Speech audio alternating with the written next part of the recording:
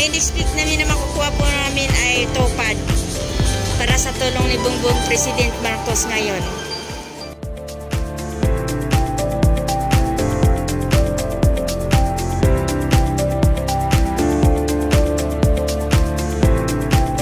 Siyempre ma'am, masaya kasi malaking tulong na po yung para sa amin ma'am.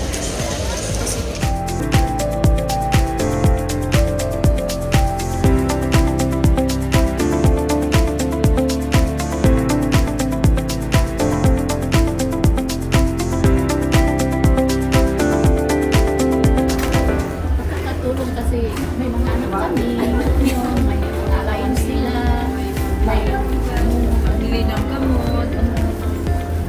Bili ng yung pataba para magamitin sa tanim namin na mga gulay.